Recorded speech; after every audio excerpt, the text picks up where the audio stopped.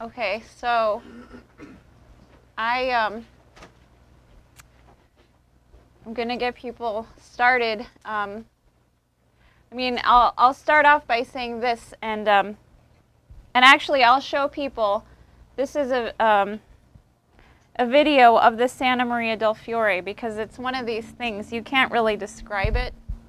It is in the effect, and so people can look at this while I'm talking. But I mean, essentially right now, what I've come out of is an intense 2-month period with Mr. LaRouche, and I sort of got myself trapped because in response to a call for an educational program for the younger membership and the general membership of our organization, I basically said, you know, I had made this statement about the work that our organization had done on Brunelleschi was just inadequate. And part of the reason it's inadequate is because anybody who does something this beautiful or this profound is a genius, must be deeply reflective and a very unique person. And you just don't get that from most of the stuff you read about Brunelleschi. You know, he's just, you know, you either get the one, you know, how did he use the catenary to build the dome? And that's a question that you can't really answer that way. And then when the stuff you do read, you hear these stories and you get a sense that he was like a babbling idiot who just like stumbled over a chain and figured out how to build the most profound thing that shaped human civilization. And so I have been personally really provoked to come back to this question of Brunelleschi that I had worked on. And I think most people have heard the story, but when I studied in Italy for 2 years, I went to Florence and I went to this church, and I was drawn to go there all the time. I'd spend days there. I'd think about things, and even though I didn't know it at the time, it was like the first time I really considered God. You know, that there's something bigger than me and my little world. And I didn't realize, you know, Lynn talked about the dome, and I thought the dome was neat and everything like that. But then I went with my grandmother, who was getting dementia, back to Italy, and we were on this hill, and I realized, like, oh my God, that's the dome. Because I had never actually seen the dome from the outside. I didn't realize it was the same church, and it just made total sense to me that, you know, if a building can change the whole way that I think about mankind, then there's something really special about this person.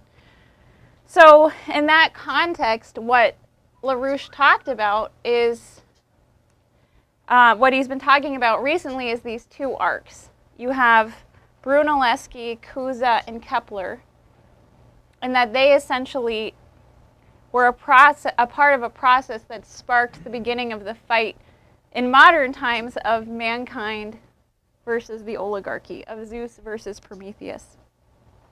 And then later, you know, you have Einstein, Planck, Vernadsky, etc. And so he made 2 very important points. One is that what they had done is they had defined for mankind why, you know, he says Cusa from the standpoint of the maximum, and Brunelleschi from the standpoint of the minimum, this higher idea of man in the universe, etc. And what he really puts forward, sorry, it was kind of a hectic journey here, but what he puts forward is that the killing of Joan of Arc, in conjunction with what these geniuses did, is what sparked the Renaissance. And the question is, well, why is it the killing of Joan of Arc? Why wasn't it the mass death? You know, 2/3 of the population were killed. Why was it that? And I think it really gets to what we'll get into, is this question of living in the future. That the essence of strategy, and you know, Lynn says that Brunelleschi is a strategist, The essence of strategy is living in the future. And that's what her death did, because she reflected an idea of mankind that didn't yet exist. And by doing that, she gave people a sense of the future for mankind. But she also exposed in a knowable way how evil this empire was. That they would do this to a woman. You know, it's funny, Moya actually made the point when I was talking to her before the meeting. She's like, well, I mean, it's even crazier that they would do this to a woman, because they usually don't give a damn about what women think. A teenage girl. Yeah, a teenage girl, right. A teenage girl, they burn her alive. Because, why? Because she wanted a nation state.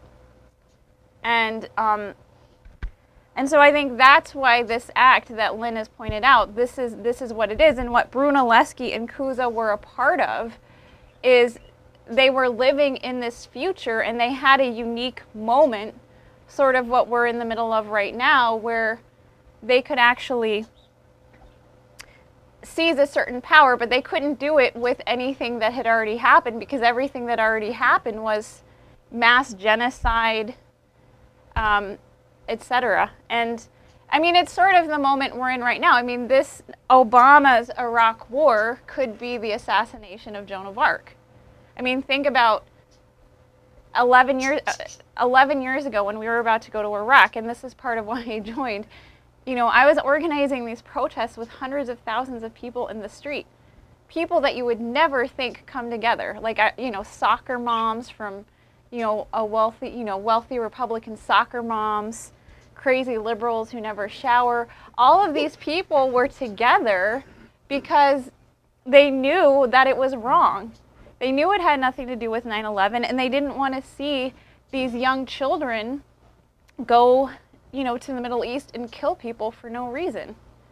And I think that now, as we're approaching this Iraq war, this same mentality, if we're in a position to actually be in the future and pull these people into the future, you can generate a very similar effect. So, hopefully people have been looking at this very beautiful church. And, Can I ask a quick question? Yeah. Did Brunelleschi build all of this? Did he do the whole church? Just the dome. yeah, I'm going to get to that. Yeah, that's a good question. And people should ask questions. Oops.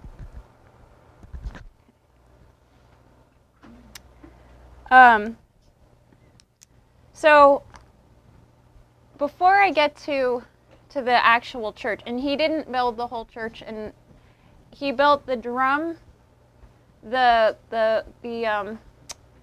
dome, the thing on top, the lantern, and then the thing at the very top was built by Da Vinci and Verrocchio, the ornament. And in fact, a lot of Da Vinci's identity comes from the work of Brunelleschi, which I'll get into. Now, the thing about Brunelleschi is that he has an identity like Lynn. And he's always going against popular opinion. And the things that he does, nobody ever wants to believe him, but then once he does them, they work. So, you know, he was a forecaster. And one example I wanted to pull out, because, you know, most people probably remember when Lyndon LaRouche went to the Charlestown Naval Yard and they were building these structures. And he looked at these structures and saw that there were holes in the steel beam. And so you think, well, why would they do that? Why would they put holes? And you know, he ended up getting in fights with his teacher about it, because she was trying to teach the kids that geometry is points and straight lines and perfect circles. And you know, he knew, just being a boy playing in a naval yard, that that's not what science is. That's not what geometry is. It's actually something physical. And that shaped the way he thought. So I'm going to read this quote, but before I get to that, you guys see these holes, these windows in the drum, right? The big ones? Yeah, the big ones. People can probably see these guys. Now, they were originally not going to have them. They were just going to have it be a drum, because they were worried that if they had these windows, then they wouldn't be able to hold up this gigantic dome that they had no idea they were going to build. But Brunelleschi said, no, we have to have these holes in there because it'll make everything stronger. And everybody thought he was a lunatic. But since they didn't know anything, they didn't know any better, they listened to him, and the domes were there, and lo and behold. And it even got worse than that. When they were building it, there was a crack. There's this really big crack. They're like, see, we told you these holes are a really bad idea. And he goes, no, the crack is supposed to be there too.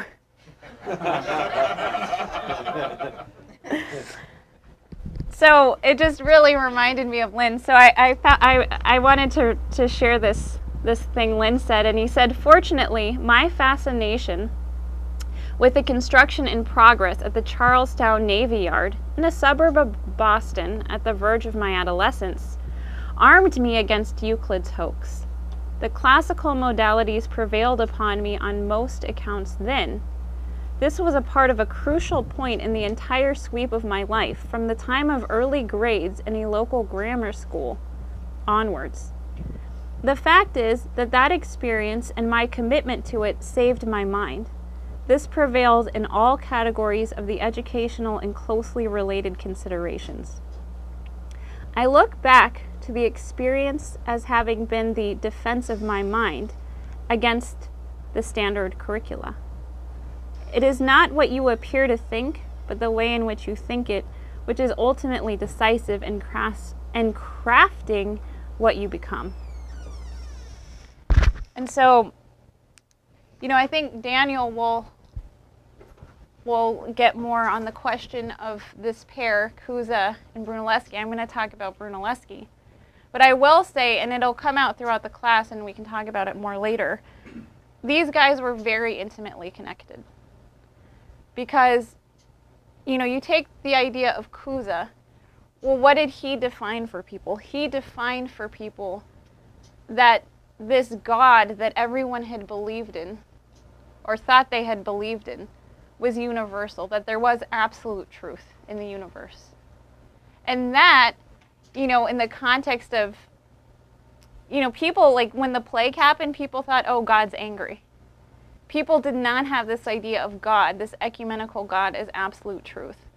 And this is really crucial because when you know that there is an absolute truth, what then you also are led to understand by looking at unlearned ignorance is the fact that in that type of world, the physical manifestation of that world must be a world that is always changing.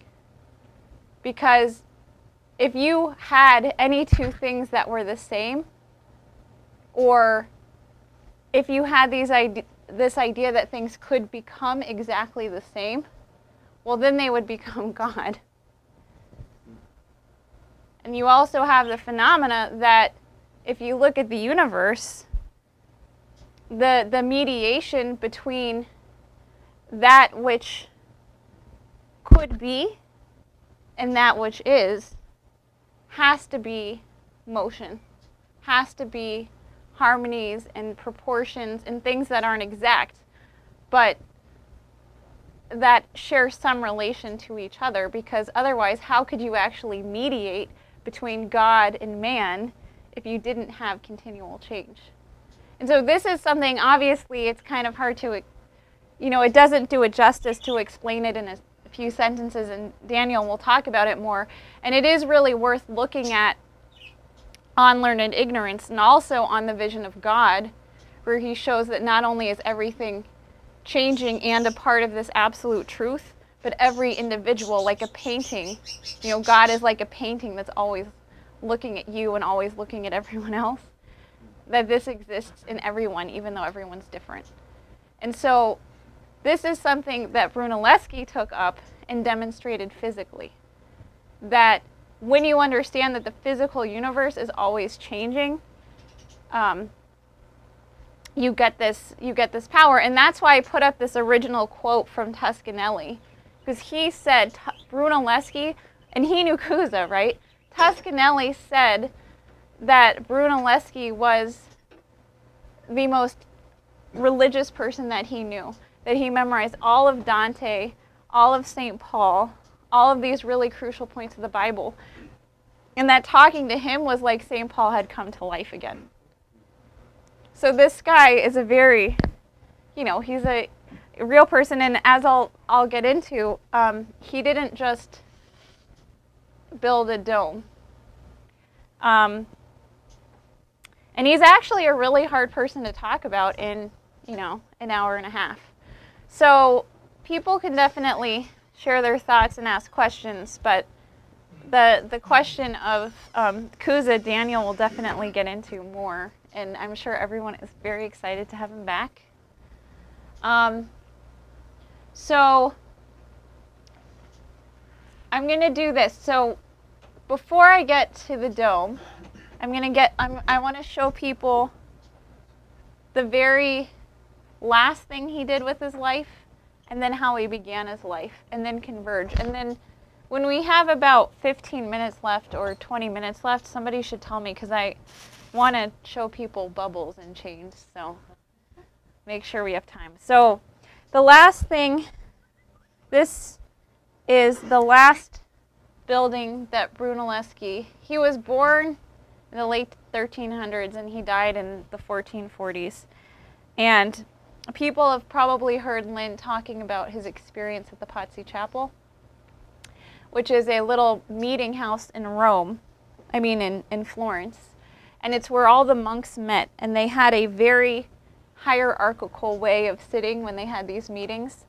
But because, Brunelleschi, like Cusa, thought all men are equal in a certain sense, he wanted to create a certain equality, so he created a space where he wanted the sound and the light of the space to be as uniform as possible.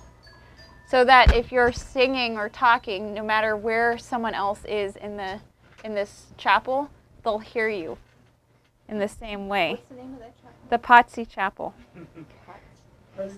Spell it. P-A-Z-Z-I, like pizza. Pizza, Pazzi.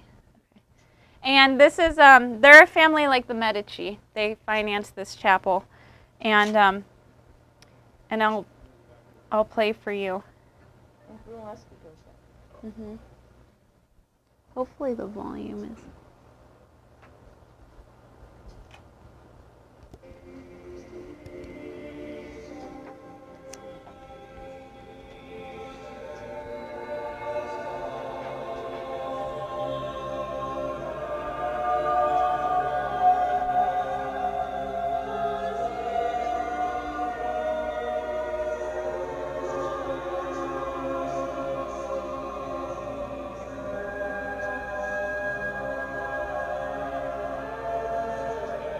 Okay.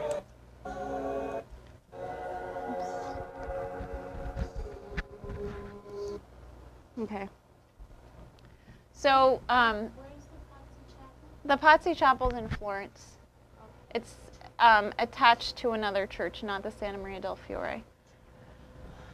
And this is really cool. He worked on this with Della Robbia. You know the guy who made the... Yeah. They made... Who made... Sorry, not everyone does know this. Who made the... who made the sculptures of these young children singing and playing instruments.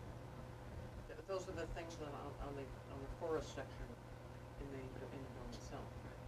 Yeah, except they took it out and put it in a museum. Right. Yeah, but it's Music manual? yeah, in the music manual. If you have questions, Ashley, speak up. Feel free. But they're these very, I'll show you later, they're these very beautiful sculptures where you can tell that the people are actually singing. And actually, Brunelleschi, he was in this competition to build these bronze doors. And it was the, what's it called, when Isaac is killed by his father. And Almost. almost killed by his father. And the thing that is totally wild about Brunelleschi's version is the father is grabbing his son's neck in such a way to block the blood vessels so that he would feel less pain, to block the blood that was going to his neck before he stabbed him. So, anyways, that's just sort of an aside. I can show people that later. But, so he was working with this guy. They're both, they work together in this chapel. For the very first time, these, you see these, I think are they called terracotta, these things here? This was the first time they used a high-fired kiln to do ceramic. So they'd never done that before.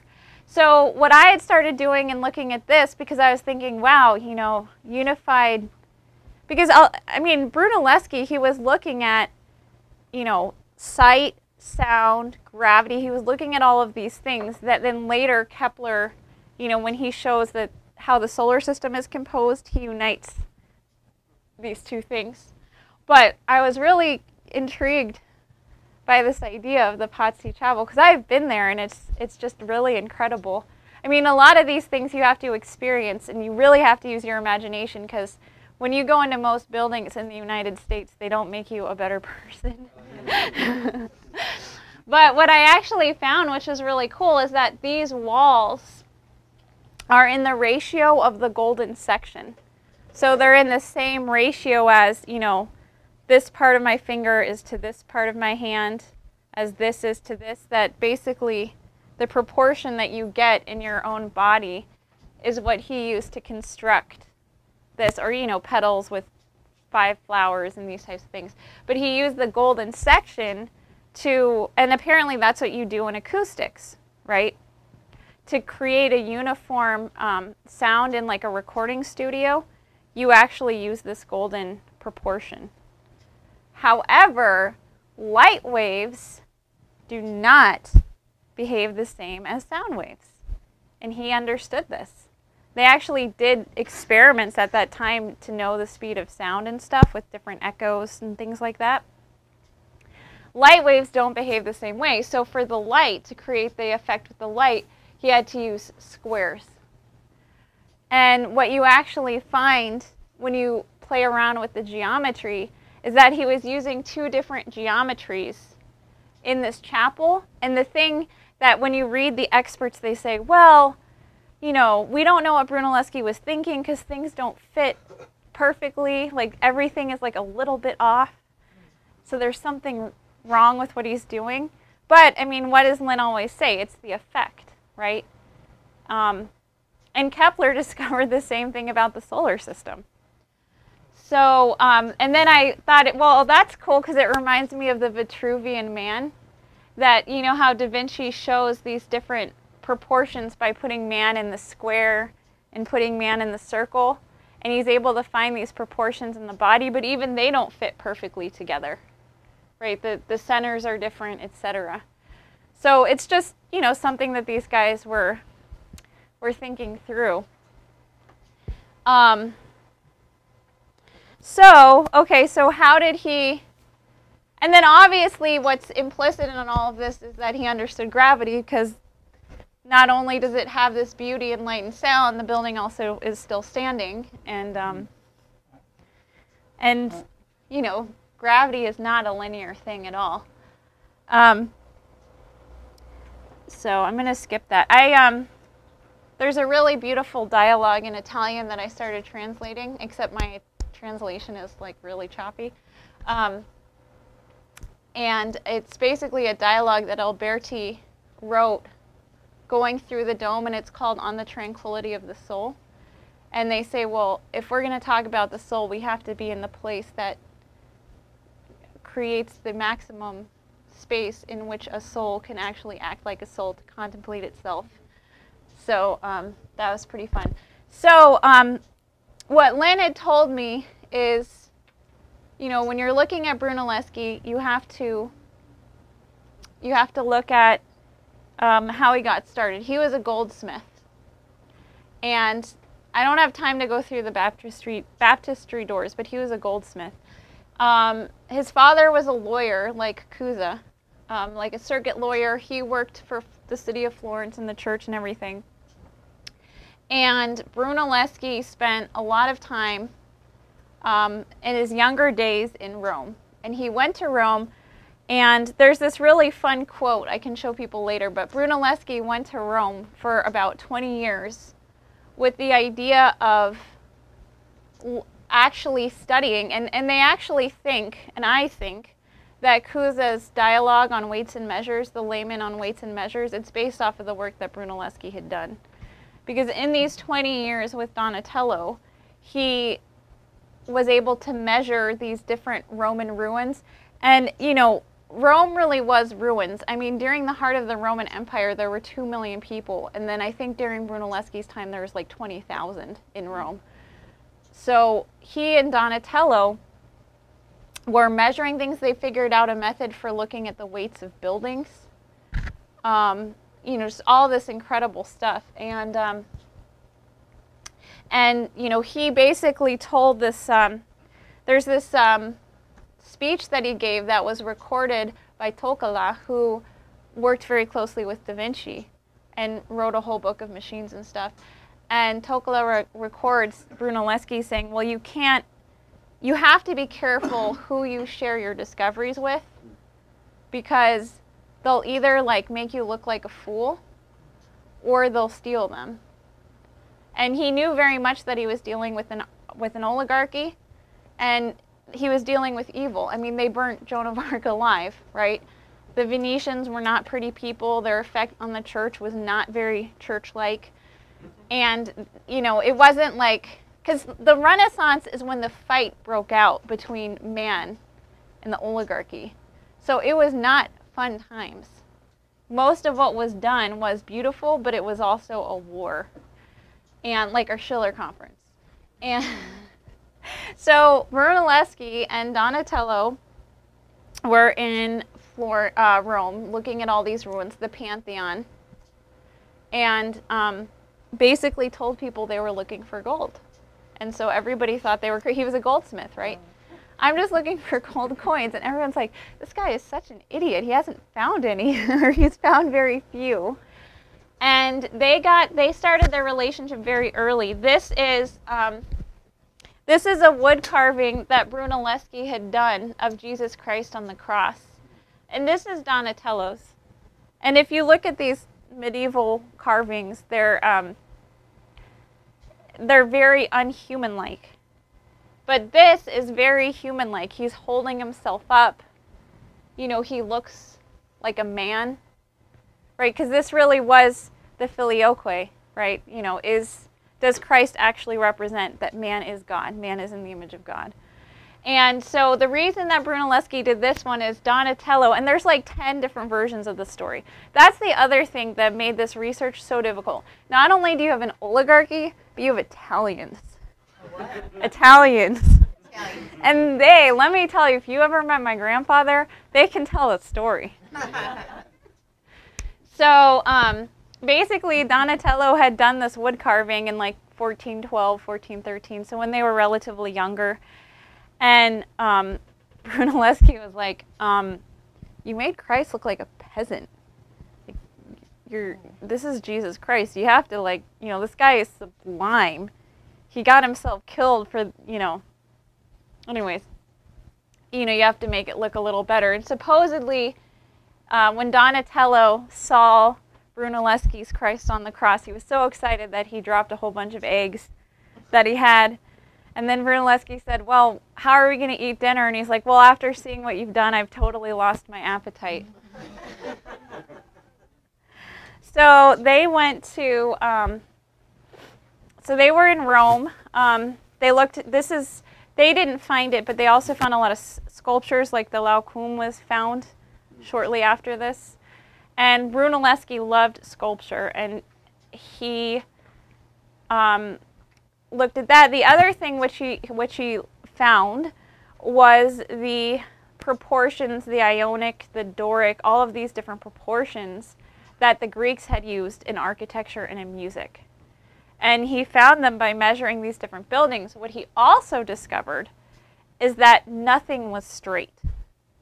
That to create the appearance of these proportions, things were tapered, they were curved, that they did actually have an understanding in the ancient time that nothing is actually straight. And so, you know, Lynn had said, you know, if you want to know how Brunelleschi made his discovery, you have to look at his work on optics. And I said, okay, well, do you mean optics or do you mean perspective? Because they're two different things. So after doing all of this work studying the ancients, Brunelleschi, you know, he was an artist. And if you look at some paintings around this time, this is when perspective started, you know, a vanishing point, really acknowledging the fact that there's an infinite. Around this time, you start seeing paintings where, well, let me put it this way. When you are a goldsmith, what do you make besides jewelry and watches and all of these things? Well, you make mirrors, right? So what Brunelleschi had discovered, and this is something that Da Vinci really got into even further, was not just how do you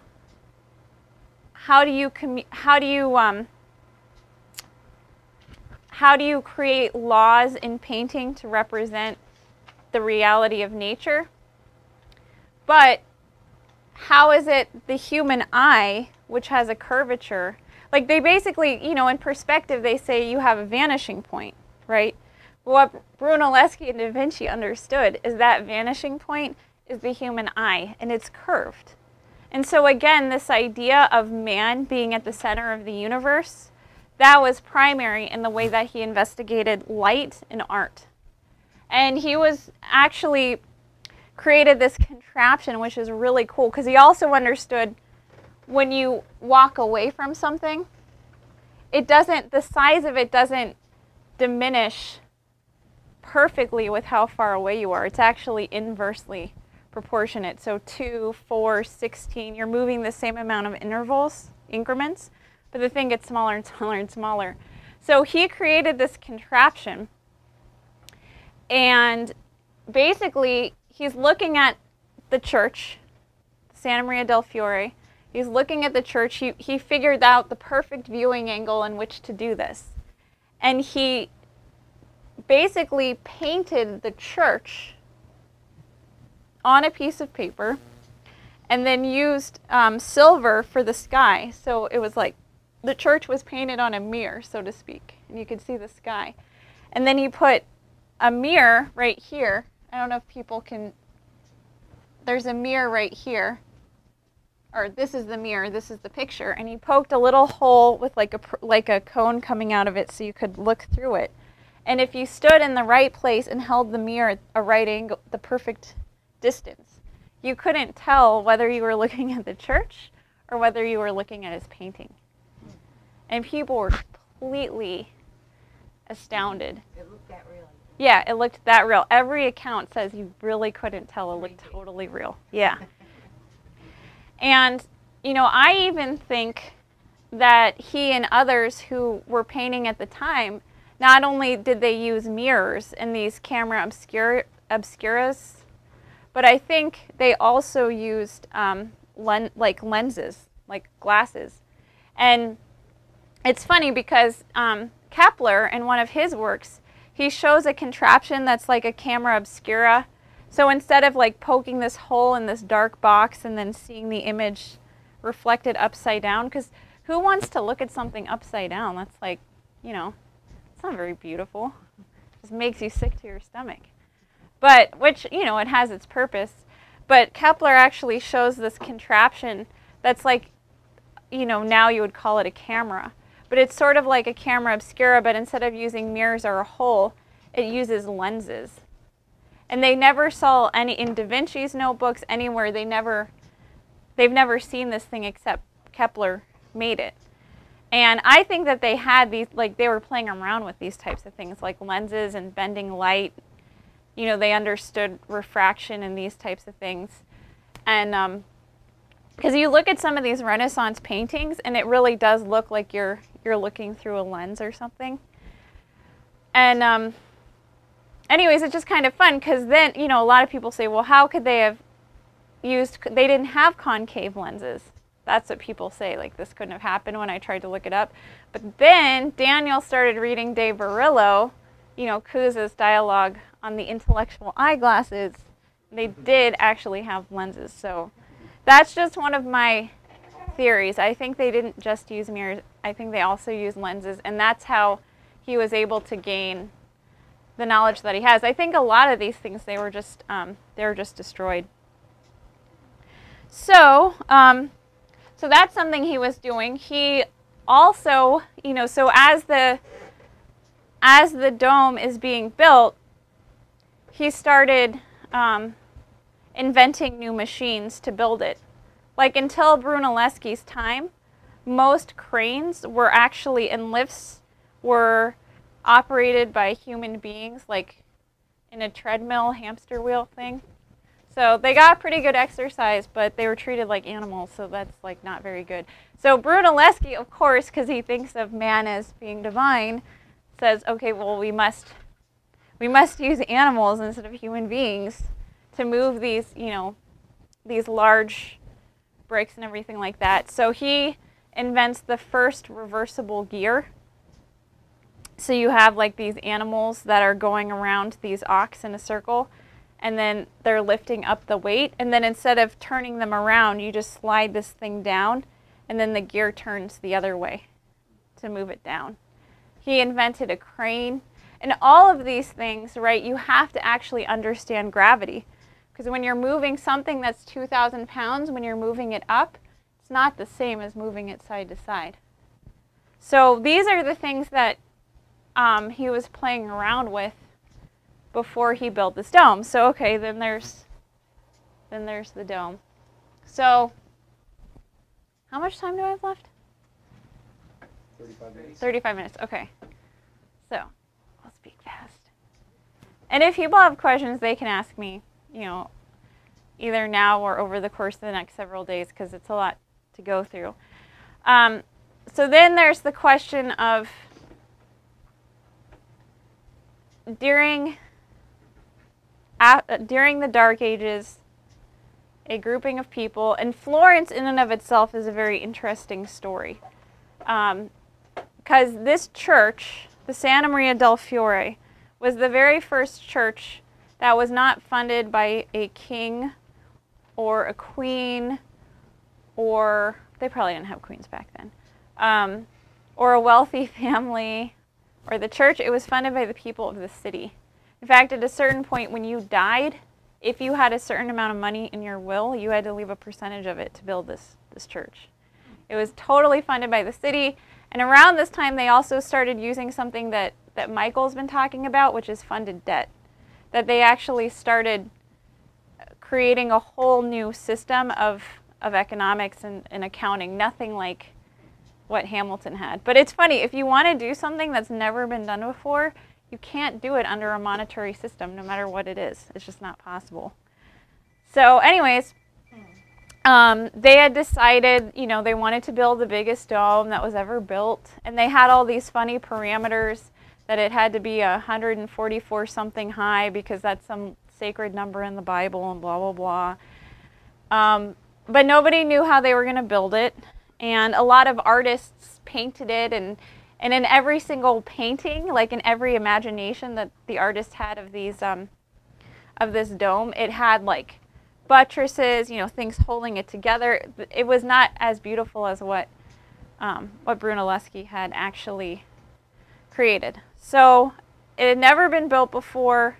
Nothing like this had been done. We had just been in a dark age, and the largest dome that you did see was the Pantheon, which he studied in Rome. He actually like snuck onto the top and started removing pieces of it to really study it. it was, you know, if people have seen it, you see a little dome poking out, but then the rest of the dome is enclosed by like 20-foot thick walls holding it together. So they didn't know how they were going to do this, and they had different ideas. And, you know, Brunelleschi didn't really, you know, he was probably thinking about it his whole life, you know, how this dome was going to be built. And so I just to give you a sense of his personality, this is his response to one of the initial discussions on how to build a dome that's never been built before. And it says, and everything was done by like councils. I think it was sort of like being Quaker. Like anytime you wanted to do something, like a whole group of people had to unanimously agree. So there was like an initial idea of like a republic, but it wasn't quite there yet. So he says to this opera, as it's called, he says, "Sirs, there is no doubt that in great undertakings you have always to encounter great difficulties, and in this one of yours there are greater than perhaps you imagine. For I do not think that even the ancients ever raised such a vaulted roof as this will be, and I, having considered it much, have never been able to come to any conclusion, the width as well as the height of the building dismaying me. But remembering that it is a temple consecrated to God and the Virgin, I believe that the wisdom and skill of any one who undertook it would not be allowed to fail.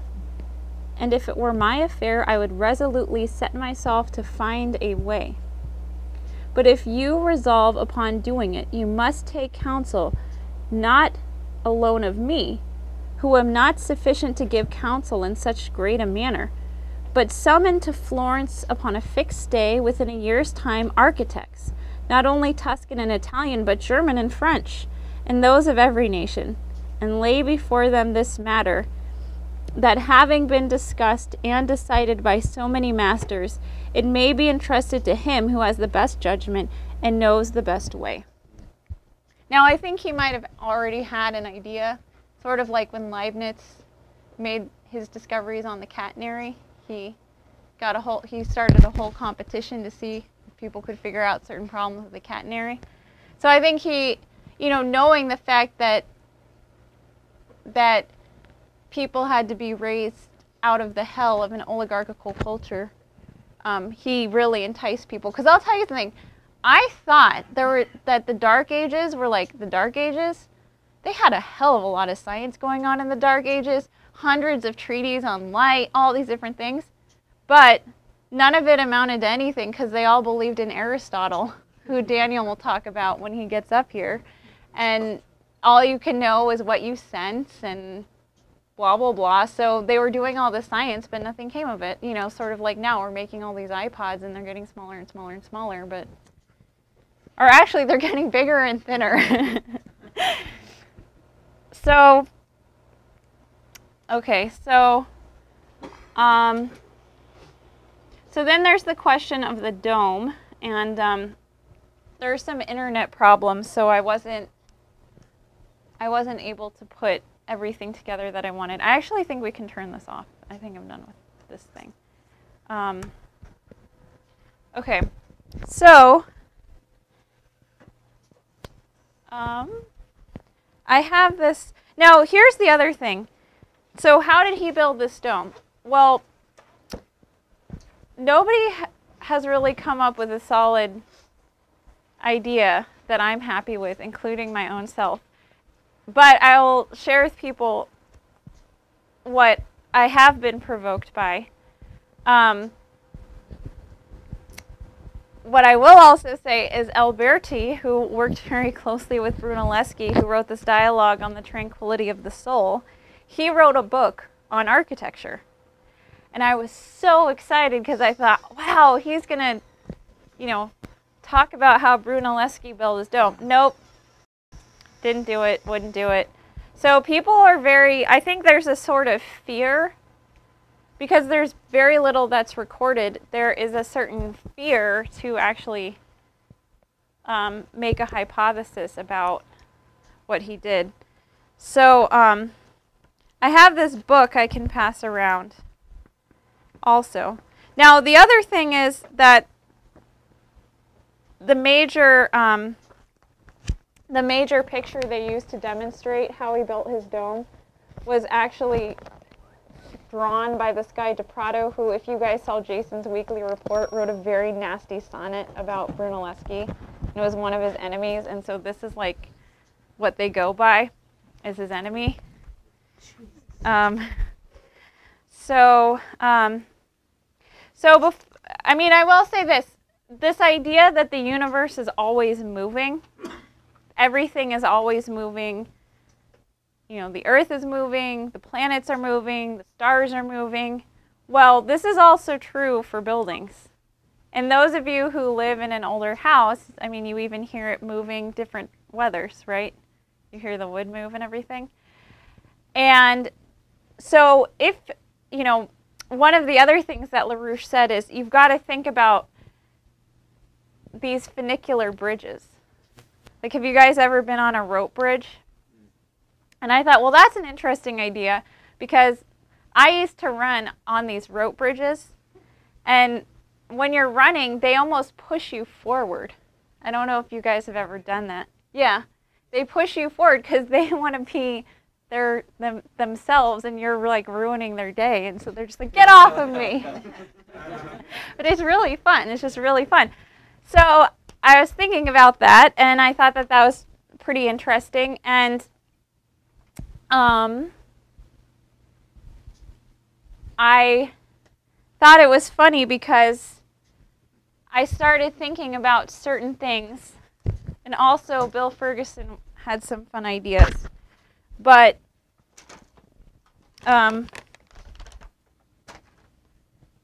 about this question of moving, because without going through a whole lot about architecture, if you're building a building like this building, and say Elliot wants to take a walk across the roof, is he going to be more comfortable when he's towards the walls or when he's in the middle?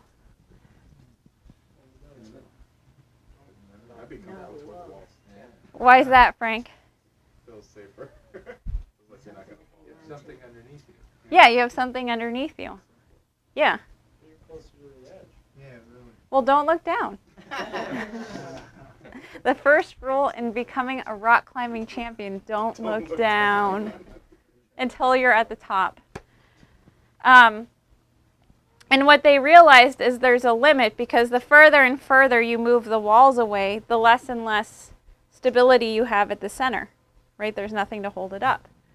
And so, you know, in architecture, especially in ancient Greece, they thought, okay, well, let's make a circle, right? But even a circle has its limits. So then they said, okay, well, let's take the radius of a circle, like say you have a circle, here's halfway, go a little bit more than halfway, rotate that up, and then you can have an arch that's even higher. You can have an even higher ceiling. So this is how they built arches. Now, the funny thing is the circular arch is actually, because getting back to this idea of geometry, right? How Lyndon LaRouche knew that physical geometry was different than what you have on a piece of paper. So maybe we should move your computer, Elliot. Don't get silk in it. Okay, let's see here. Let's see if I can do this. Okay. This might be too...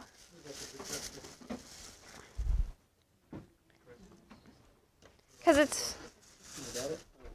How many people have played around with soap bubbles in their adult life? Ooh! Good thing we moved your computer.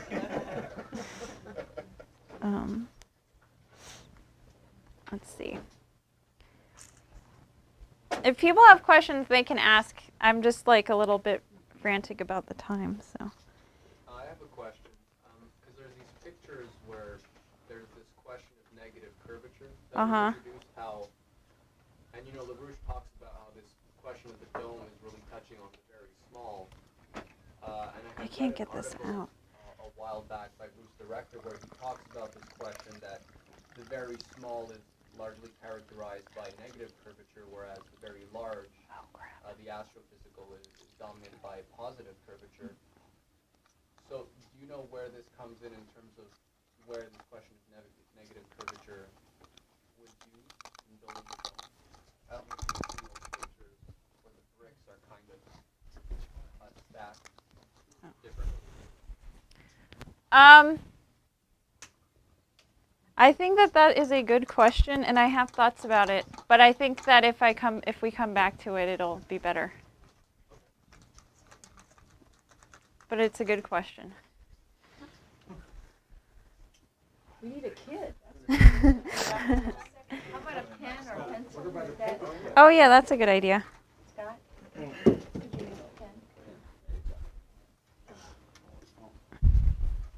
For a paper clip? Could you hook it? Yeah, paper clip. But do it. Well, I mean, there's one right here. I need two. Oh. One isn't good enough, obviously. How about a pair of scissors? Thank you. He's getting a paper. Thank God for the field organizers, or we'd be SOL. Thank God for Ted Sanderson not getting through security. Oh man. Kind enough to say I could keep it. Thank you. No coercion. Okay, let's see. What's happening? Okay. Well, obviously everybody knows what a real bubble looks like. Oh, I don't think these are good enough to catch it, but let's see. Okay. So everybody knows what a real bubble looks like if you don't do anything to it. It's a circle, right? And part of the thing is that, you know, the soap has a lot of tension. It's in a very tense situation. It's like this little film and there's like gravity all over the place. So it tries to find the best shape to deal with that tension. And the best shape it finds is an almost sphere, right? A circle. So because the thing is that they're always like moving, right? The air is moving, you know, the molecules are moving. So it makes itself into a square. I mean a circle. So what happens if you take two circles? What do people think will happen if you take two circles and you pull them apart to make the bubble? So instead of one circle, you use two circles. Ernie, what the hell is a catenoid? Well, let me. You'll make a cylinder. Like an egg? A cylinder.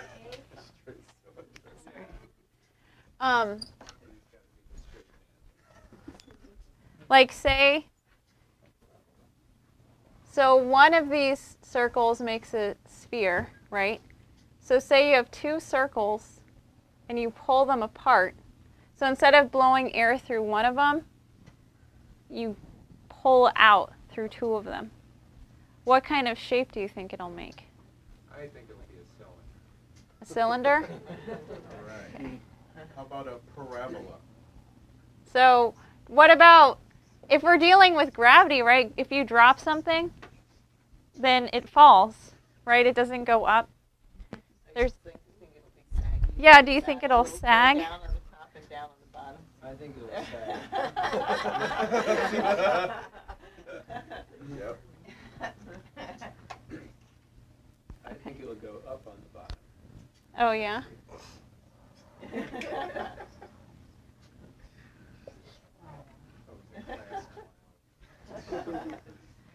Okay. So, let's see what it actually does. If it makes that shape, then we can all go home because anything you can do in the whiteboard is you can do in the real world. And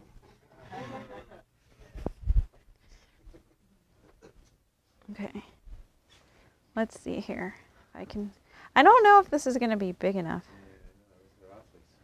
Let's see here.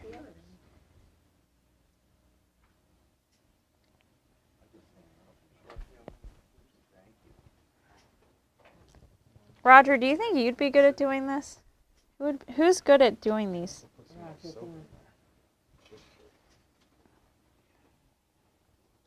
I can't get it. You want to try, Roger? You're a kid at heart.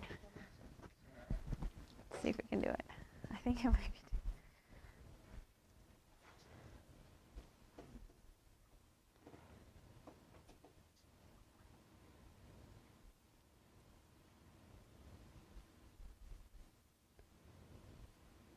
They have to be together and then you. Yeah, and then pull. Yeah, it just didn't last very long. What did it look like? Well, I'm trying to develop my The problem is it's technique. it's falling out. The cup. Oh, that's a good Why don't you idea. hold the, and then we might be able to see it. Hold up the cup. I'm just trying to. also bend the handle so that your hands have more space? They're plastic.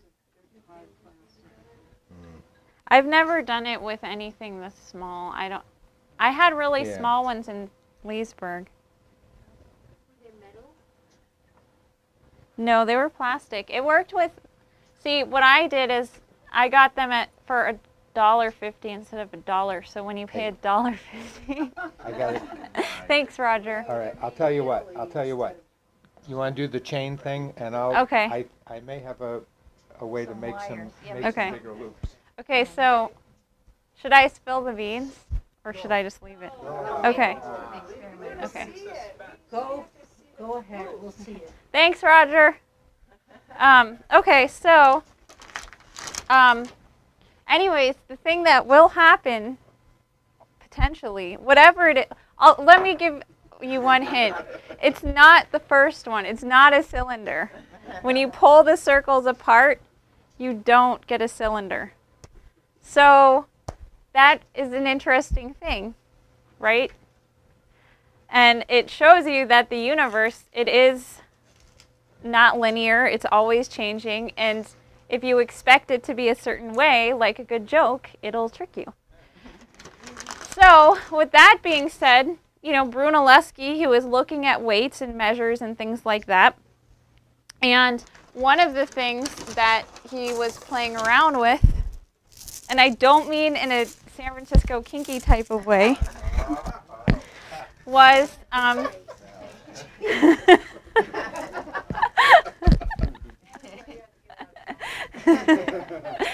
so I need a volunteer. Ashley, do you want to help me with this? You will not be hurt. And just remember that the universe is always changing, but it's changing in a way that it's provoking you to want to know. Okay, so this is a hanging chain. And if you notice, I can like move it around, but what does it want to do? It wants to take a very specific shape, right? Just like the bridge, just like running across the bridge. So I want to do 2 demonstrations to show you something about this chain. So what I want you to do is I want you to hold the chain. You're not mad at anyone right now, are you? Okay, just checking. I want you to hold the chain, and then I want you to spread your arms out like this and tell me what you notice. So just hold each end. Sorry if there's bubble all over it. Okay.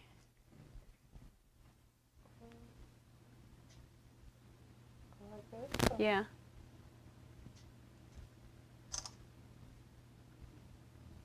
Do you notice any difference? Now bring it back.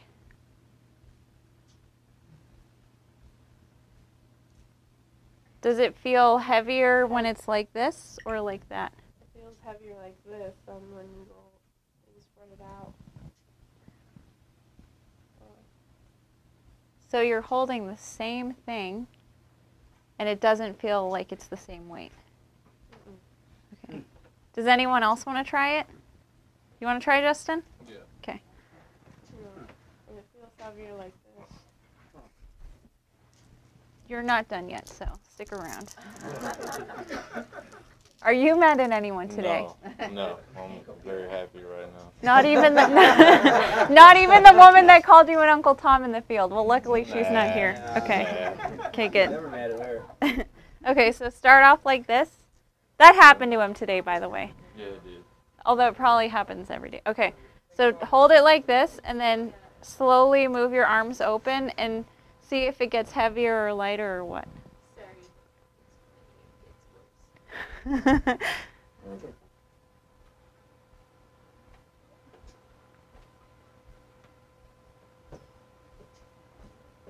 No, okay, go ahead. It seems like right here it feels pretty heavy, and then when I move it, it seems like the weight lightens up. But when it's stretched out more, it's about the same when it's like this. To me, that's how it is. Okay. Now, try it one more time, but what you have to... Okay, now that I've said there's no such thing as straight, I want you to think straight. Open your arms, but make sure that they're moving in a straight line. Okay. So you can get...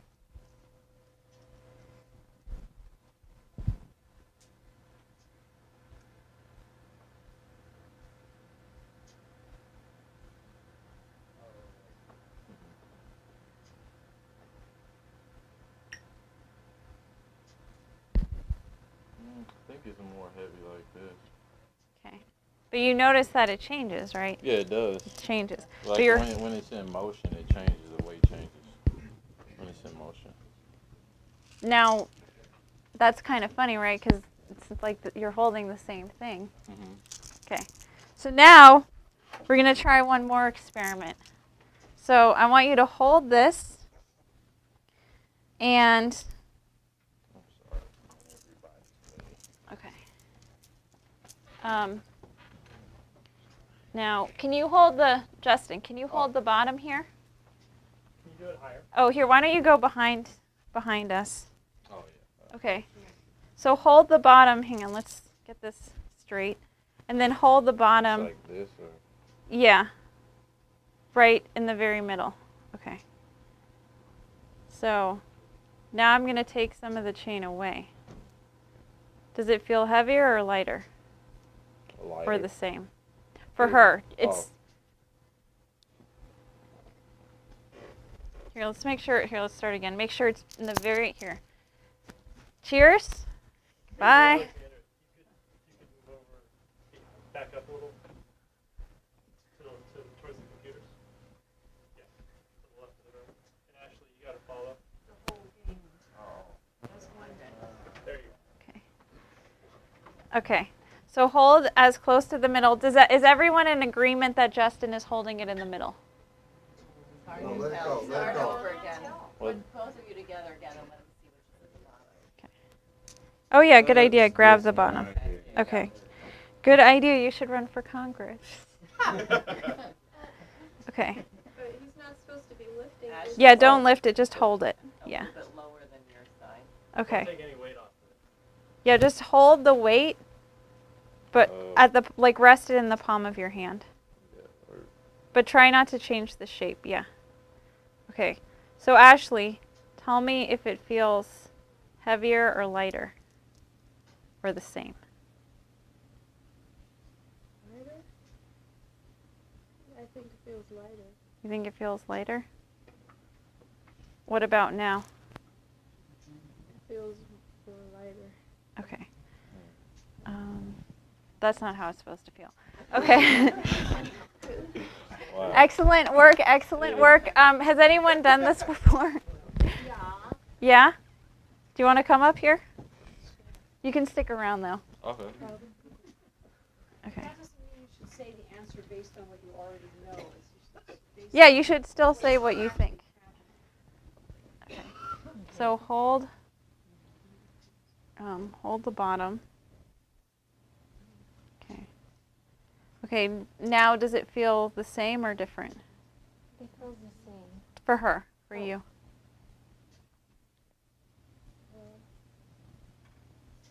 The same or different? Can I Yeah. ask you a question? Yeah. Why don't, without her hand there, do that and ask her how it feels? you know, if there's not, because it seems like she may be holding, you know, I mean, does that make a difference?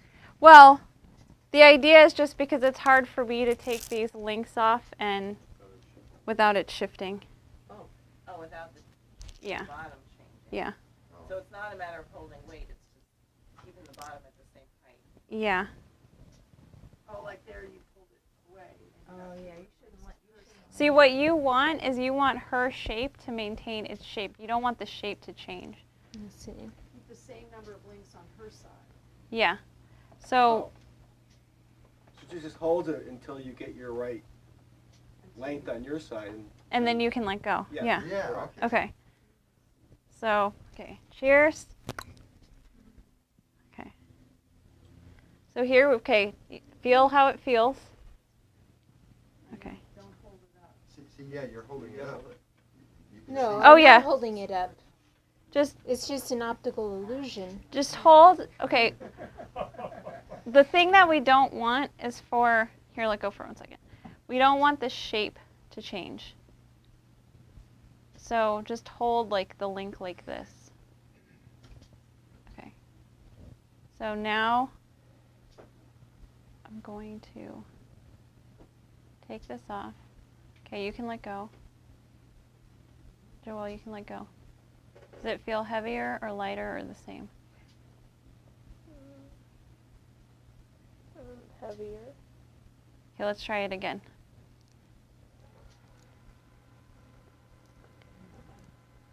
Does it feel heavier or lighter or the same? Lighter. Everyone's saying you're right. Okay. Don't look. Don't look. Heavier, Feel it. lighter, or the same? The same? Okay. Now look at Bob. Who's Bob? Oh. Okay. Shake his hand. Okay, now don't look at me. Does it feel heavier, lighter, or the same? The same. Yay! I actually added to it. I tricked you. That's what I'm going to do next time. I'm going to make the person not look. Yeah, blindfold them. Yeah, blindfolds and chains.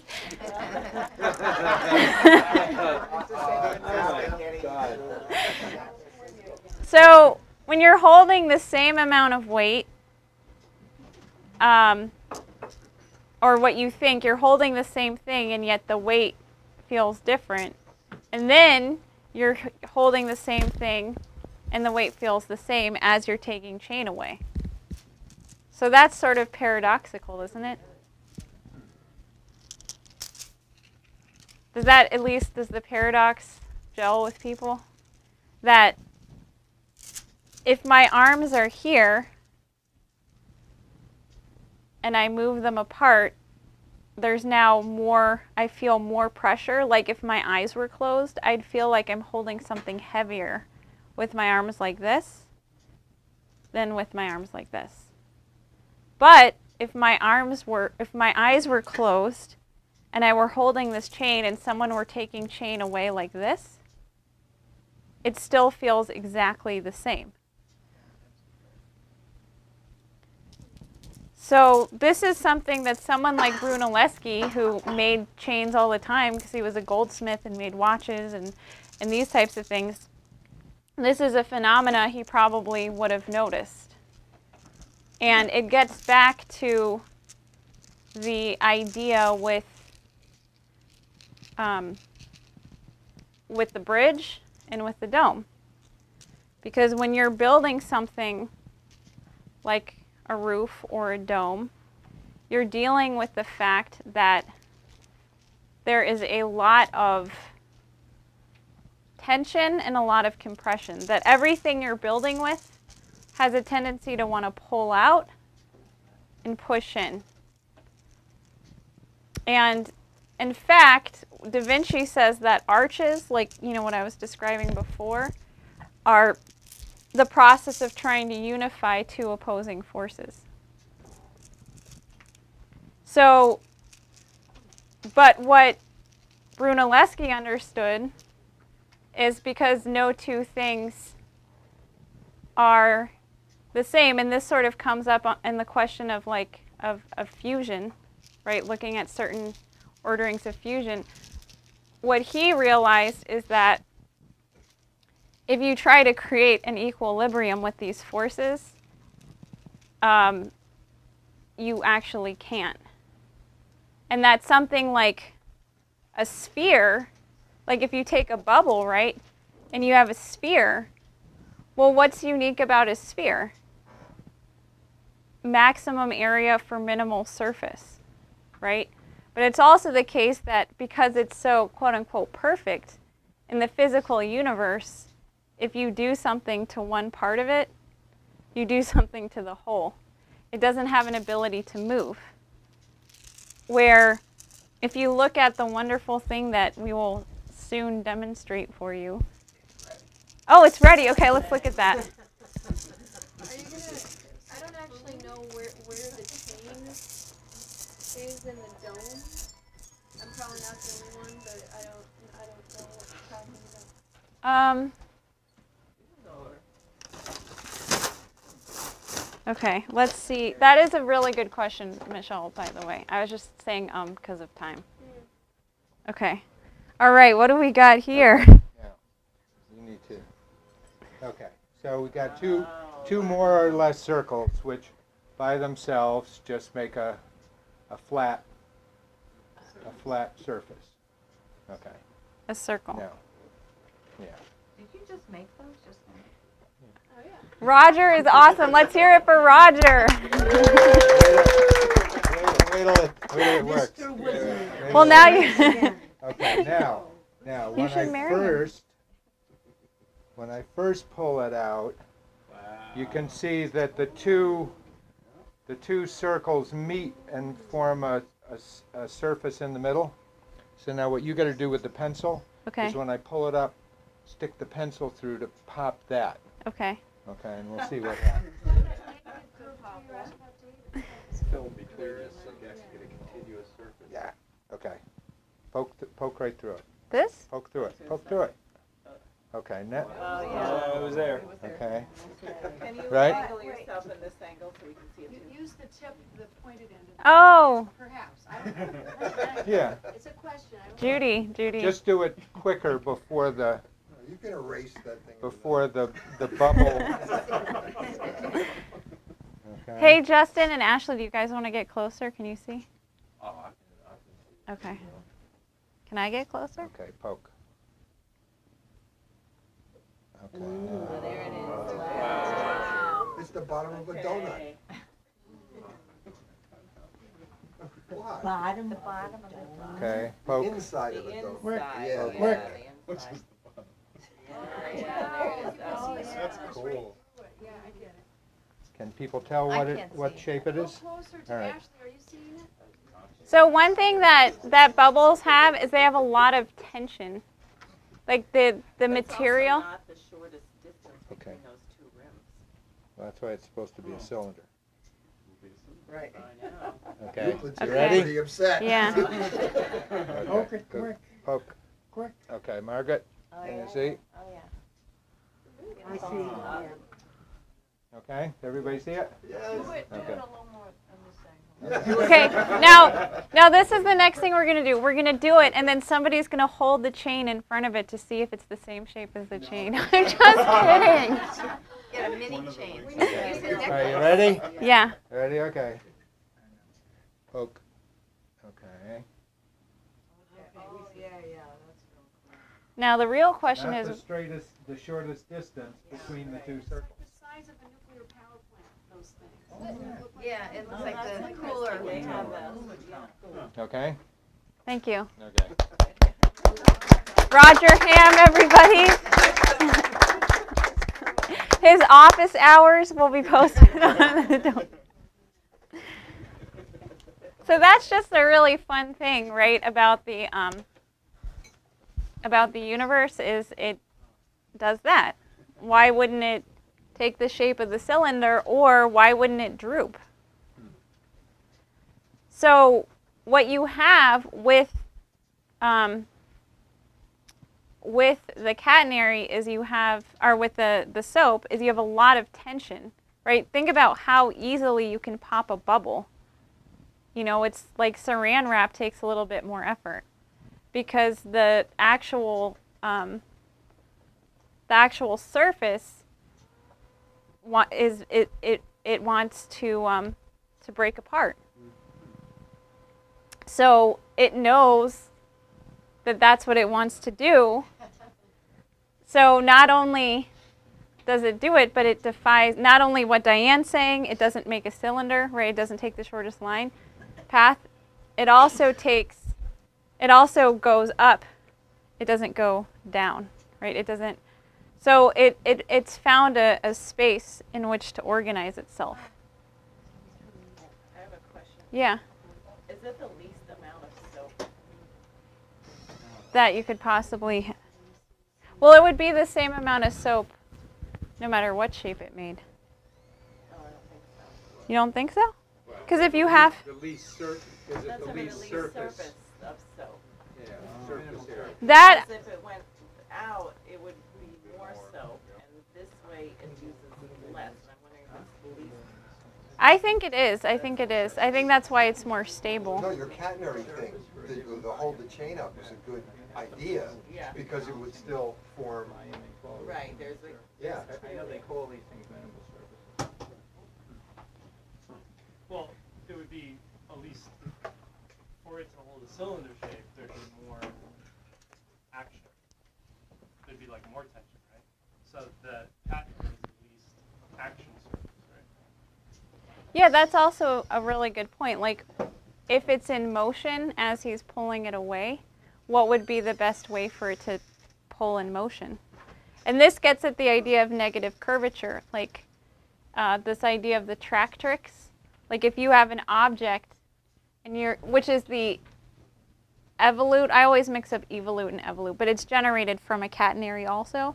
But if you have an object and you're pulling it as you're walking, the curve that it makes is not a circular curve. So that's also, that's a really good idea.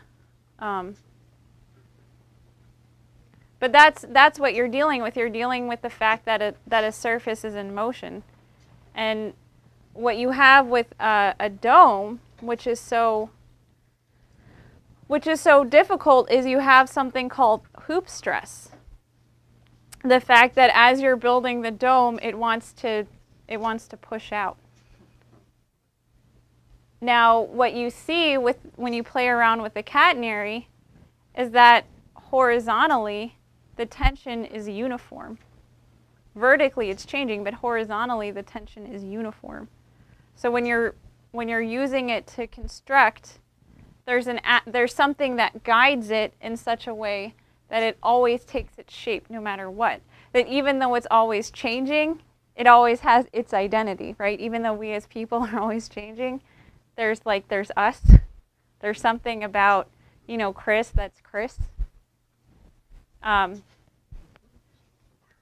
think everybody would agree. And even if one day he says he's not going to wear a Bar Harbor t-shirt. Should that day ever come. It's because I have a Maine t-shirt on. Yeah, right. Or Acadia National Forest. So, So, like Michelle's question? yeah, I know. I was actually just about to address that. I bet you were. Okay, so how did Brunelleschi build the dome? Well, I guess I can give the short answer, and then maybe tomorrow sometime, if people wanted to look at a few things, people who really want to know, I could show them. Because when I did this in Virginia, I took 2 hours to go through the history of Brunelleschi, and then 2 hours to go through how he built the dome. Now I'm trying to compress everything into an hour and a half. So if things are unclear, people can ask or we can talk about it, because I just have to figure out how to, how to make these things more concise. But, whoa, what's that? Oh, I'm sorry, I took a movie in. She's watching TV. These kids and their smartphones. So we're going to tell Richard the report back. I was eating during the class, and she was on her phone during the class. So, I mean, basically, the idea is that Brunelleschi came up with is this idea, which is very similar to the maximum and the minimum, or the fact that God is in man, is that as you're building something, you want that thing to be in each and every part as you're building it to when it becomes whole. So he knew the future. He knew what he was doing. And there's a few things. I mean, and if people have questions, they should ask. And I can also go through it more tomorrow. And things are unresolved completely in my mind, or things are still unresolved. Now, if you look at, I don't know if anyone's seen how you build an. Well, first of all, when you lay bricks in a dome, they have a tendency as you're laying the brick to hold themselves in place in all the bricks that came before it. And if you've ever seen an igloo being built, that's what happens. And they actually take, because, you know, usually when you build something that's big, you need a structure to hold it before it's done. But in building an igloo, they don't have such a structure because there's no, like, you know, sticks or anything. All there is snow. And so you use the ground to basically support your igloo, and you cut blocks of ice out of the ground that your igloo is in, and you spiral them up to the top. And so that each brick is, or slab of ice, is compressing the bricks that came before it. Now, you know, pushing down. Now, if, you know, most igloos, you only live in them for a couple days or a couple months. So something like that over time would just completely, you know, push down and push out. But it's a spiral. And actually what they found in some of these cases is that the actual shape of the igloo is a rotated catenary, because somehow they're able to generate a spiral. And actually you can buy these crazy tweeners who love their like REI gear, invented this kit. Rick Sanders showed it to me. It's a make your own igloo kit, because I guess what was happening is that people were going on these Arctic adventures and they were freezing to death from building their tent because the metal freezes. So they had this idea, and it's basically this block, and you attach it to a pole, and it has slits in it, and you rotate it around, and then you rotate it around, and each slit on this pole, it's non-uniform, like it's different lengths, and then by the time you're done, you have the shape of a rotated catenary to build an igloo. So the tweeners are good for things other than brewing beers. Catenary goes this way, dome goes this way. Well, here's the thing. I think that, because there's this whole idea, you know, when I brought up this idea of the pointed arch, and so a lot of people think that the dome is a pointed fifth, which means you take 4/5 of the arch and rotate it up. But if you actually look at pictures of other pointed fifth domes, they are not as beautiful as as the Santa Maria del Fiore. So I don't think it's a pointed fifth. I think, and not like to say, this shape is a catenary or something like that, or this shape isn't a catenary, because the point is not. I think that the white pillars, the ribs, I think that those are catenary arches. And I found an Italian guy from the 1700s that defended Leibniz against Newton who agrees with me, who helped restore St. Peter's. But I think that these are catenaries, these arches. And you see catenary arches in nature, like there's this thing called the Rainbow Bridge in Utah, which is this rock formation. It's a rock bridge, and it's a catenary arch. Oh, the St. Louis arch, that's an inverted catenary. It's almost an inverted catenary because they changed the weight at the top. So it's a special, it is a catenary, but it's a special kind of catenary. where you change the weight as you're building it up. But yeah, it is a catenary. It's just an extra cool catenary. But yeah, you're right. 3 catenaries that meet in the... Well, there's 8 ribs, and I think these are catenaries. Now, the other thing... None of the books say they're catenaries? No, just this guy from the 1700s who helped restore St. Peter's. And he was a lot like Brunelleschi. There is this crack in St. Peter's, and he did restoration work for other parts of St. Peter's. Or no, there's a crack in the Santa Maria del Fiore. And he was doing restorations for the Dome of St. Peter's, which was built very similarly, you know, in the Vatican. And so he helped fix the dome, and then he went to the Santa Maria del Fiore, and they said, there's these cracks. What are we going to do? Da, da, da, da. And this guy said, look, these cracks are supposed to be there.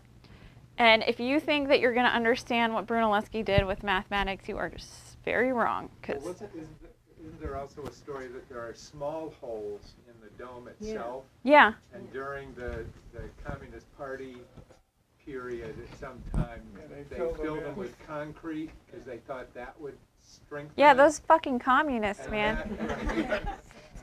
And that exacerbated the cracks because they were somehow like Yeah. expansion joints or something. Yeah, and it totally just, they had to take the concrete out, yeah. And that's where Lynn got really involved in this. And he went there to defend the dome against the commies. And he said, hey, that's where I was converted, okay? That was my baptism. But so, yeah, right, you're right about that. The other thing in terms of laying the brick, Brunelleschi had built a dome. That's the other thing, this story that he had never built.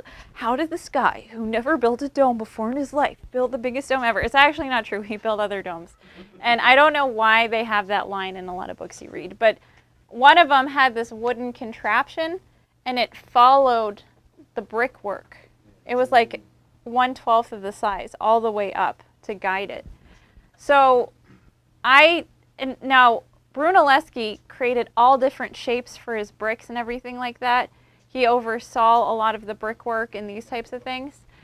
And I think what he did is he had some kind of contraption where he was able to follow the brickwork, and it probably was some type of spiral. That's what I'm inclined to think, because he used this thing called a herringbone pattern, which, let's see. That's in the inner, I got the book. Oh, That's thanks. In the inner, there's a double wall, right? Yeah, there's two that's domes. In the inner dome? Yeah. And I also think he might have just put fake bricks in certain places to screw with people, but Is the surface of the dome convex or slightly concave? This part? Yeah, it's slightly curves in. It's slightly concave. Yeah. My mental picture was always somehow between the ribs, that if you hung a chain, that would define that sort of inward curve, the concave curvature of the dome. So it would actually be negatively curved if it's going that way and this way. Yeah, that's what I was sort of thinking, is that instead of just having a simple thing like that, if you had, like, say you had your guiding post and you were moving it like on a track, right? So you were laying the bricks according to this track. That seems like the most realistic way to do it. And then you would, like you're saying, it would either curve in like this, which it doesn't, or it would curve out. Now, whether or not that was a spiral or there was some coordination, because some of the bricks he laid were horizontal and other bricks were vertical. And the horizontal bricks, they don't actually match each other. So you have bricks going this way and then bricks going this way. And then the bricks that are going this way are a little bit higher, but nothing actually matches. And then he also made all sorts of bricks, like with weird angles and stuff like that. So I do think that like what you're saying, that type of idea is possible.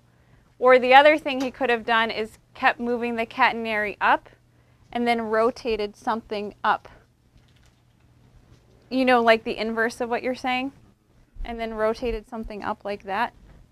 So in terms of like the specifics of how he did it, I don't know. And I don't know if you could know. But you could know that you could know certain things. I mean, one thing is if you look at the Parthenon, not the Pantheon, but the Parthenon in Greece, every single brick or stone, every single stone is custom made. There's like thousands of them. And so whoever designed it, like literally every single thing in it was unique. So I think there's an aspect of that. And then I think that sort of gets at, you know, this question of negative curvature. But that's something I'm still thinking through. Didn't he embed these hoop rings within the masonry?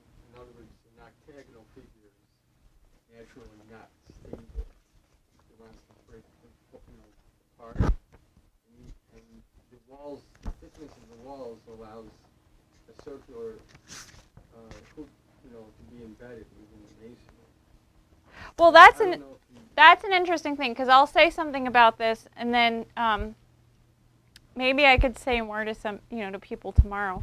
But when he designed the dome, he had said that he was going to use these chains, and he used stone and wooden chains. And basically, because you have this thing called hoop stress, like the tendency to want to push outwards, compress and push outwards with the circle. Like you can sort of see it here, that what he had intended to do is take these stone chains, because that's the other thing. He didn't choose the octagon. The octagon was chosen like 100 years before he was even alive.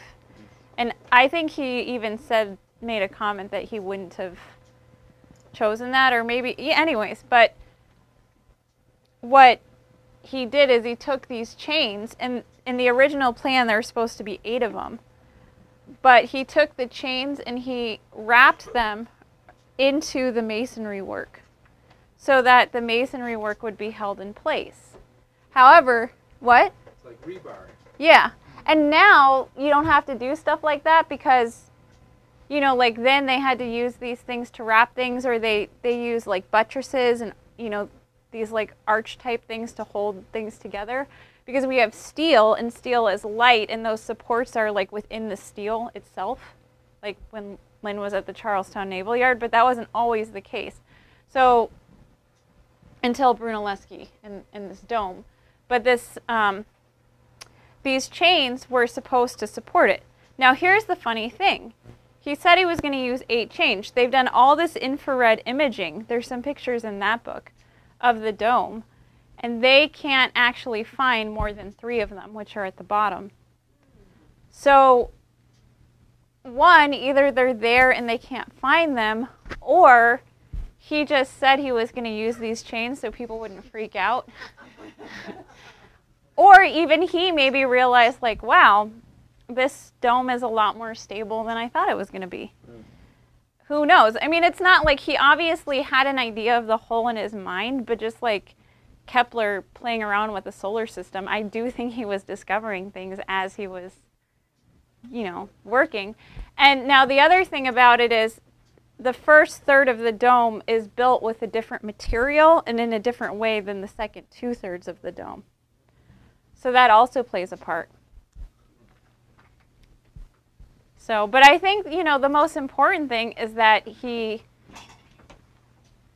abandoned straight lines. He was committed to doing something that had never been done before. And he had the type of identity of someone like Lynn. And then what do you have? The Council of Florence, where they decide that, yes, we are going to agree that the filioque means that Jesus Christ is man in the image of God. That didn't happen in any other church. They had other councils.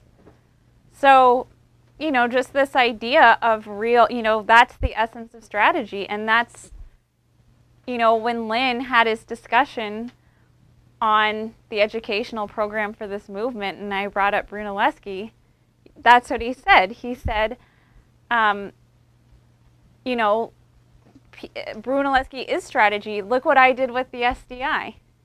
You know, I know how to actually win a war, how to take these guys down. And if you look at someone like Cusa, who, you know, I think there was a time in the 1430s that I can pretty much say that Cusa, Tuscanelli, and Brunelleschi, you know, hung out. Whether or not that's true, you know, that's what Cusa was committed to, was destroying this empire. And I think that they had a very good collaboration around it. And you know, essentially, that's why this educational program for the young people is so important, because there is nothing from our lives experience that can generate the solution. Some of the older people in this organization, in Lynn, they do have that. And so I think that's why the educational program is so important. And he made it while Keisha was waging a campaign, you know. So, yeah, that's what I could say for now. And if people want me to more like draw out and model and show them how Brunelleschi, like actually, how I think he actually built it, then I'd be happy to show people that like tomorrow or something. But I guess I can leave it there, since we've got to talk about how we're going to raise a bunch of money next week. And if people have quick questions, they can ask them. Will you be here for a few more days? I'm leaving on Tuesday. California needs some more sunshine. Thank you. Thank you. Saved my mind.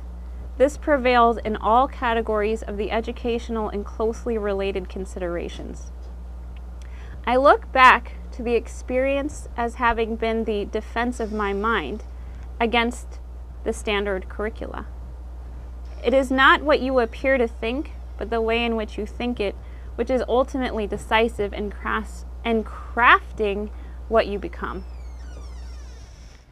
And so, you know, I think Daniel will get more on the question of this pair, Cusa and Brunelleschi. I'm going to talk about Brunelleschi. But I will say, and it'll come out throughout the class and we can talk about it more later, these guys were very intimately connected. Because, you know, you take the idea of Cusa, well, what did he define for people? He defined for people that this God that everyone had believed in, or thought they had believed in, was universal, that there was absolute truth in the universe. And that, you know, in the context of, you know, people, like when the plague happened, people thought, oh, God's angry. People did not have this idea of God, this ecumenical God, as absolute truth. And this is really crucial, because when you know that there is an absolute truth, what then you also are led to understand by looking at unlearned ignorance is the fact that in that type of world, the physical manifestation of that world must be a world that is always changing. Because if you had any two things that were the same, or if you had this idea that things could become exactly the same, well, then they would become God.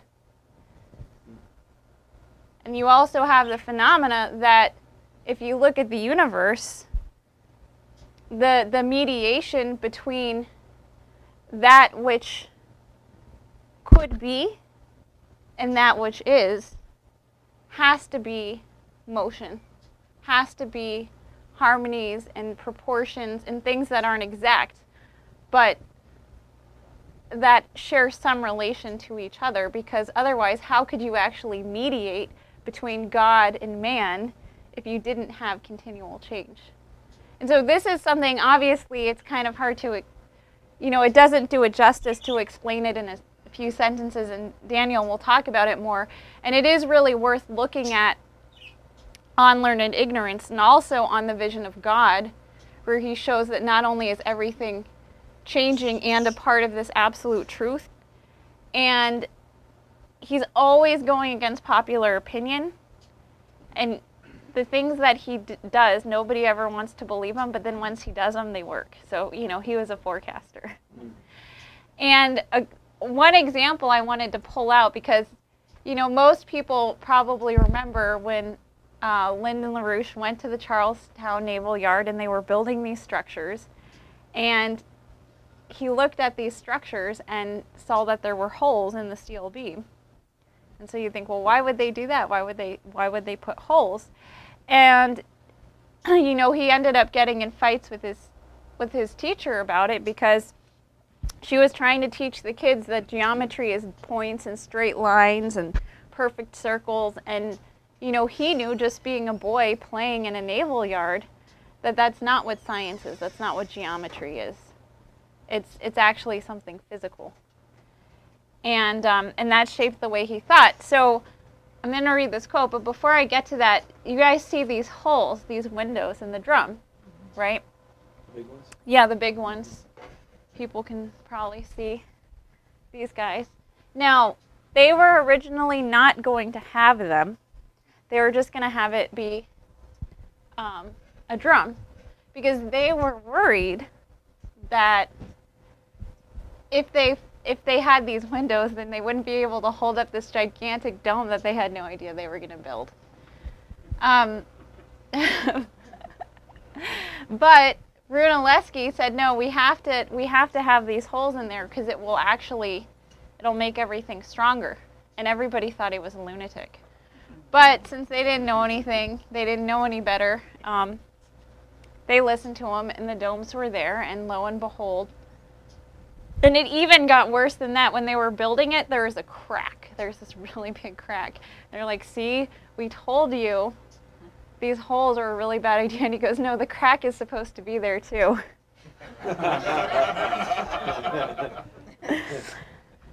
So it just really reminded me of Lynn. So I wanted to share this thing Lynn said. And he said, fortunately, my fascination with the construction in progress at the Charlestown Navy Yard, in a suburb of Boston at the verge of my adolescence, armed me against Euclid's hoax. The classical modalities prevailed upon me on most accounts then. This was a part of a crucial point in the entire sweep of my life, from the time of early grades in a local grammar school onwards. The fact is that experience and my commitment to it nation state. And so I think that's why this act that Lynn has pointed out, this is what it is. And what Brunelleschi and Cusa were a part of is they were living in this future, and they had a unique moment, sort of what we're in the middle of right now, where they could actually seize a certain power, but they couldn't do it with anything that had already happened, because everything that already happened was mass genocide, etc. And I mean, it's sort of the moment we're in right now. I mean, this Obama's Iraq war could be the assassination of Joan of Arc. I mean, think about 11 years ago when we were about to go to Iraq, and this is part of why I joined. You know, I was organizing these protests with hundreds of thousands of people in the street. People that you would never think come together. Like, you know, soccer moms from, you know, wealthy Republican soccer moms, crazy liberals who never shower. All of these people were together because they knew that it was wrong. They knew it had nothing to do with 9/11, and they didn't want to see these young children go, you know, to the Middle East and kill people for no reason. And I think that now, as we're approaching this Iraq war, this same mentality, if we're in a position to actually be in the future and pull these people into the future, you can generate a very similar effect. So, hopefully people have been looking at this very beautiful church. And, Can I ask a quick question? Yeah. Did Brunelleschi build all of this? Did he do the whole church? Just the dome. Put down? Yeah, I'm gonna get to that. Yeah, that's a good question. And people should ask questions. Oops.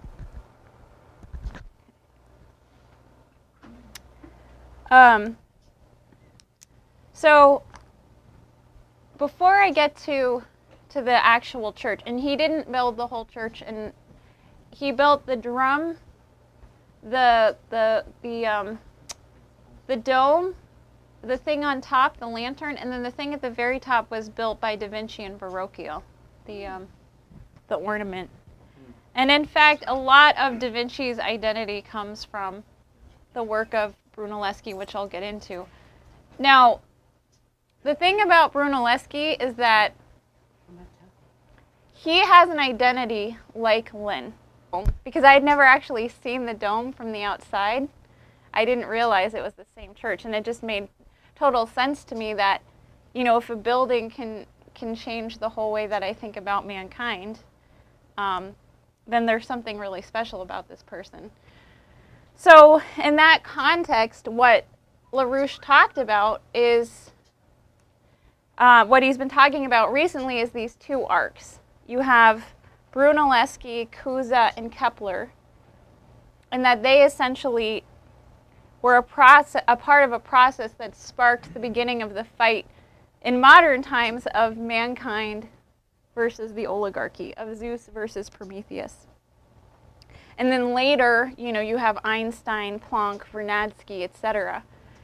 And so he made two very important points. One is that what they had done is they had defined for mankind why, you know, he says Cusa from the standpoint of the maximum and Brunelleschi from the standpoint of the minimum, this higher idea of man in the universe, etc. And what he really puts forward, sorry, it was kind of a hectic journey here, but what he puts forward is that the killing of Joan of Arc, in conjunction with what these geniuses did, is what sparked the Renaissance. And the question is, well, why is it the killing of Joan of Arc? Why wasn't it the mass death? You know, 2/3 of the population were killed. Why was it that? And I think it really gets to what we'll get into is this question of living in the future. That the essence of strategy, and you know, Lynn says that Brunelleschi is a strategist. The essence of strategy is living in the future, and that's what her death did, because she reflected an idea of mankind that didn't yet exist. And by doing that, she gave people a sense of the future for mankind, but she also exposed in a knowable way how evil this empire was. That they would do this to a woman. You know, it's funny, Moya actually made the point when I was talking to her before the meeting. She's like, well, I mean, it's even crazier that they would do this to a woman, because they usually don't give a damn about what women think. A teenage girl. Yeah, a teenage girl, right. A teenage girl, they burn her alive. Because, why? Because she wanted, okay, so, I'm going to get people started. I mean, I'll start off by saying this, and actually I'll show people, this is a video of the Santa Maria del Fiore, because it's one of these things, you can't really describe it. It is in the effect, and so people can look at this while I'm talking, but I mean, essentially right now, what I've come out of is an intense 2-month period with Mr. LaRouche, and I sort of got myself trapped because in response to a call for an educational program for the younger membership and the general membership of our organization, I basically said, you know, I had made this statement about the work that our organization had done on Brunelleschi was just inadequate. And part of the reason it's inadequate is because anybody who does something this beautiful or this profound is a genius, must be deeply reflective and a very unique person. And you just don't get that from most of the stuff you read about Brunelleschi. You know, he's just, you know, you either get the one, you know, how did he use the catenary to build the dome? And that's a question that you can't really answer that way. And then when the stuff you do read, you hear these stories and you get a sense that he was like a babbling idiot who just like stumbled over a chain and figured out how to build the most profound thing that shaped human civilization. And so I have been personally really provoked to come back to this question of Brunelleschi that I had worked on. And I think most people have heard the story, but when I studied in Italy for 2 years, I went to Florence and I went to this church, and I was drawn to go there all the time. I'd spend days there. I'd think about things, and even though I didn't know it at the time, it was like the first time I really considered God. You know, that there's something bigger than me and my little world. And I didn't realize, you know, Lynn talked about the dome, and I thought the dome was neat and everything like that. But then I went with my grandmother, who was getting dementia, back to Italy, and we were on this hill, and I realized, like, oh my God, that's the dome.